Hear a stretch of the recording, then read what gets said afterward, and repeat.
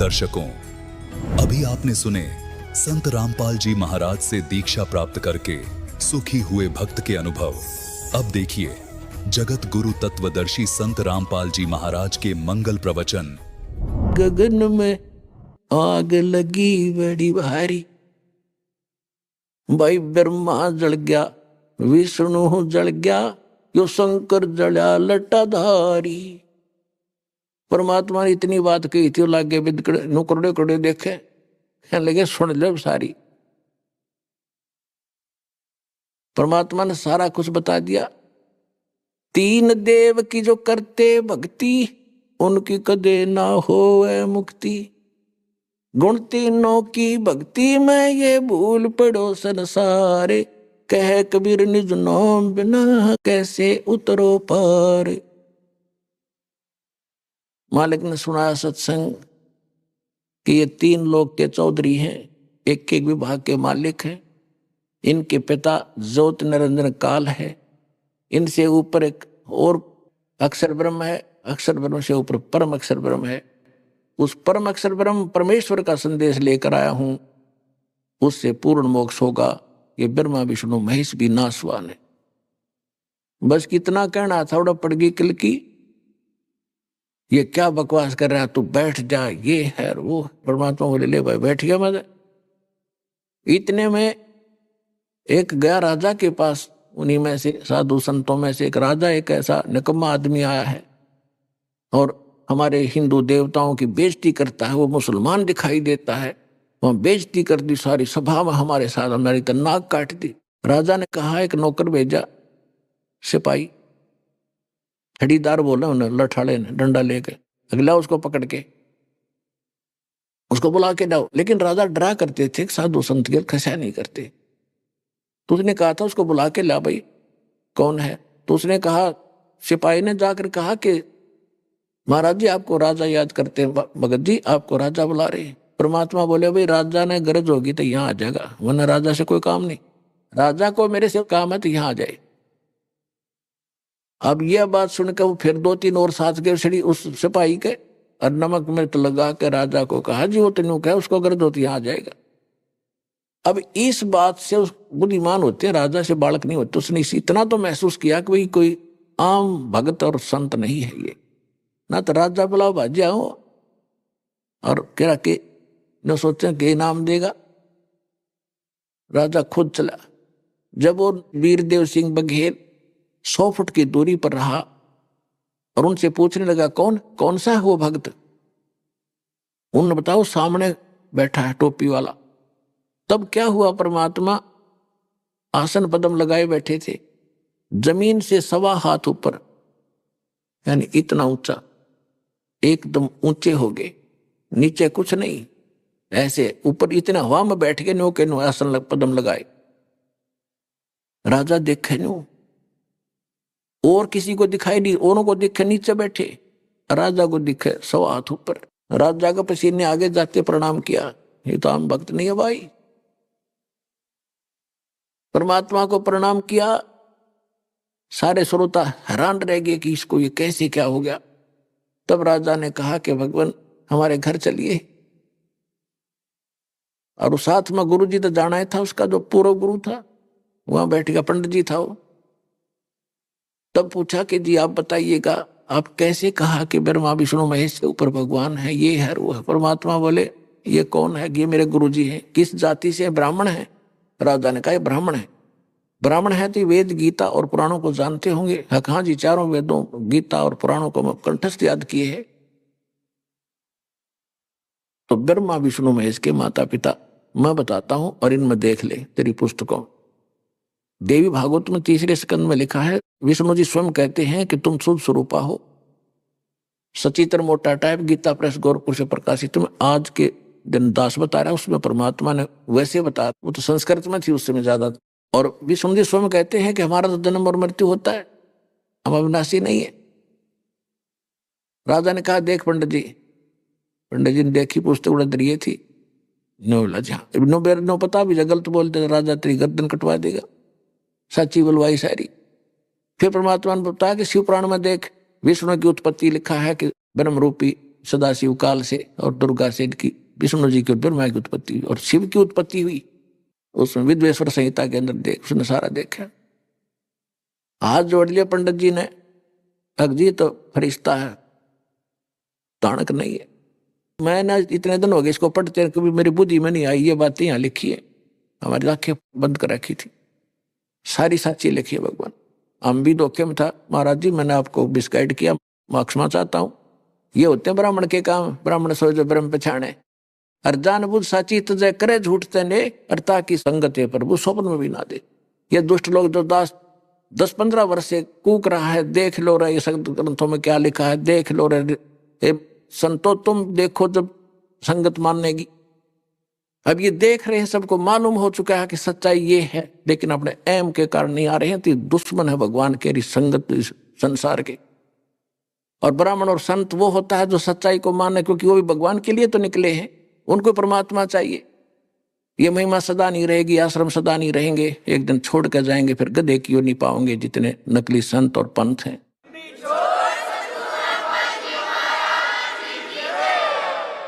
इसका नाम ब्राह्मण होता है। ब्राह्मण थे रामानंद जी। पहले तो परमात्मा के साथ खूब वाद विवाद किया था, जब परमात्मा ने दाना दाना गिन दिया। विद्वान पुरुष थे, सब कुछ देखा, फिर भी ना पेटा भरा थोड़ा बहुत कि मैं समाधि लगाता हूं। परमात्मा ने कहा कि लगा समाधि। जहां वो अंतिम समय स्थान था उसका इस ब्रह्मांड के अंदर, वहां पहुंच गया। परमात्मा ने बताया कि ये है तेरा स्थान, और जब तेरी मृत्यु होगी, जब आप जाओगे लेफ्ट साइड में, वहां 3 रास्ते हो जाते, त्रिवेणी है त्रिकुटी से आगे, और सीधा रास्ता ये ब्रह्म अंदर है। ये तेरे किसी मंत्र से नहीं खुलेगा, मेरे पास वो मंत्र है जिससे ये खुलेगा। परमात्मा ने उच्चारण किया, ब्रह्म अंदर खुला। तब स्वामी रामानंद जी को ऊपर ले गए, फिर ऊपर के सारे लोग दिखाए, सतलोक दिखाया। वहां अनंत कोट ब्रह्मांड के सिंहासन पर कबीर साहब वो 5 वर्ष के बालक जाकर विराजमान हो गए, और सब वहां ब्रह्मा विष्णु महेश जैसे करोड़ों खड़े वहां हाथ जोड़े मालिक के सामने। इस अतिथि को देख करके रामानंद जी की आत्मा को वापस भेजा।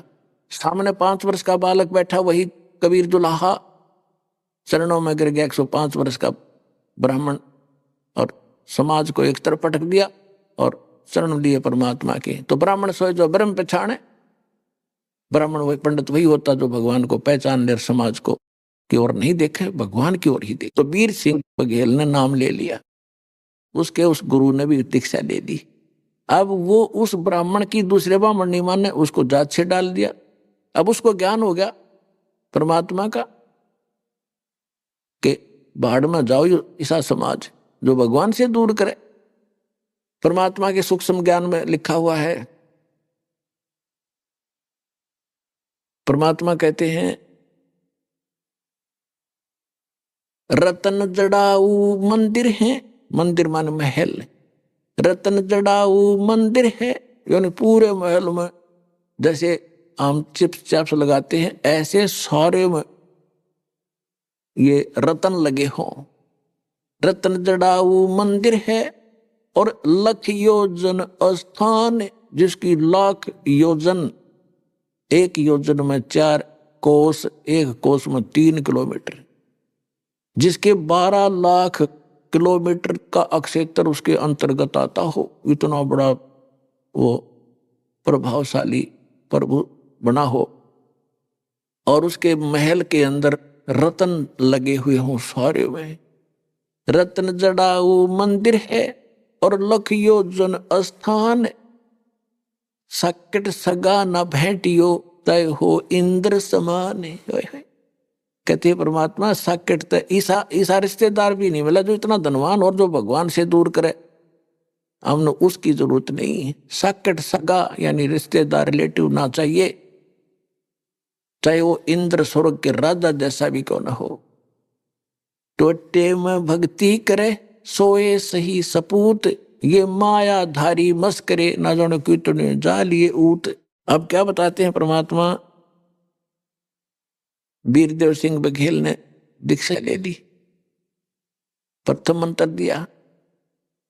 अब हम क्या करते हैं, मंत्र ले लेते हैं। प्रथम मंत्र तो एक फर्स्ट एड सी है आपकी, इससे आपकी आस्था भावना देखी जाती है कि इससे आप लग गए, इसे आपने परमात्मा का सच्चे ढंग से मर्यादा में रह के भक्ति करी तो परमात्मा आपको पूरा सहारा देगा, तो आप भक्ति से जुड़ जाओगे। उसके बाद फिर सतनाम दिया जाता है। अब वीरदेव सिंह बघेल को प्रथम नाम देकर परमात्मा चले गए।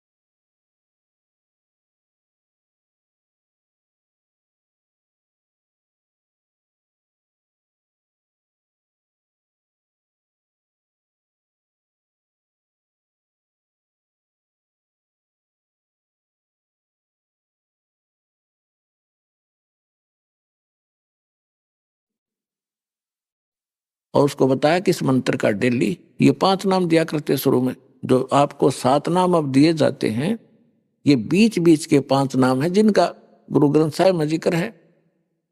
5 नाम धनकार धुन, वो ये मंत्रों की धुन है, क्योंकि प्रत्येक ये ब्रह्मा विष्णु महेश शिव ये जितने हमारे भगवान हैं, देव हैं, इस शरीर के अंदर बने हुए कमलों में इनका दृश्य स्थल है। और ये ऊपर अपने लोक में रहते हैं, जैसे टीवी के अंदर हम देख सकते हैं उस चैनल को ऑन करके वहां का कार्यक्रम, ऐसे ही यहाँ विद्यमान इनसे संबंधित है। तो इनका जाप करना, उसके बाद सतनाम देते हैं। तो कुछ दिनों के बाद परमात्मा गए वीरदेव सिंह बघेल के घर पे कि देख का है पौधा मेरा लगा है कि नहीं, सिंचाई करनी, सत्संग सुनाना, ज्ञान सुना। ये आपको यहाँ नाम देने के बाद आपको यहाँ इसलिए बुलाया जाता है कि आपकी भक्ति बीज बोया है, इस ज्ञान से, सत्संग से, आशीर्वाद से धर्म पुण्य करवा के आपकी सिंचाई की जाएगी भक्ति के पौधे की, तब आप जड़ पकड़ेगा वो, तभी अंकुर फूटेंगे। तो परमात्मा ऐसे घर जाते थे जब संगत बहुत बड़े हुआ करते थे। तो वहां गए, राजा ने तैयारी कर रखी थी शिकार खेलने जाने की। शिकार खेलते जंगल में जाकर शिकार मारते, हिरण मारते। इन बका रखे थे नकलियों ने कि क्षत्रिय का काम होता है जंगल में जावे हैं और शिकार करते, शेर भी आ जाए उससे भी लड़े ताकि आपकी सूरवीरता बनी रहे। मेरे कर्म फड़वा दे। सूरवीरता तो वैसे है, भक्ति करे, भगवान का साथ सहारा ले, कुछ भी आपत्ति ना आवे। राजा ने 1 हफ्ते 10 दिन का प्रोग्राम बना रखा था, सब कुछ तैयारी कर रखी, कति सारा सामान घोड़ों पर लाद रखा और स्वयं बैठने तैयार हो रहा घोड़े पे चलने के लिए। परमात्मा पहुंच गए। परमात्मा गए तो उतर गया नीचे, बैठ गए 10-20 मिनट और फिर कहा महाराज कैसे आना हुआ? ये इसलिए आया था बच्चा कि सतनाम देना था आपको कि दे दो जी। अग्नि अभी नहीं भाई, ऐसा कर तो आज यहाँ रुक और कल तेरे को सतनाम दूंगा। नु बोला जी ऐसा है, आज तो हमने पूरी तैयारी कर रखी है और चलो आप भी चलो, जंगल में सैर सपट्टे करके आएंगे, फिर कल दे दियो। परमात्मा बोले मैं तो जाया नहीं करूं, जाता नहीं ऐसी पिकनिकों में, हमारी तो पिकनिक भगवान के भजन की है, कितना बैठ के कर। पर नहीं मान्या, नहीं जी चलो जी। परमात्मा बोले मैं चलूंगा ना, पर तुम्हें शिकार कोई नहीं मिलेगा।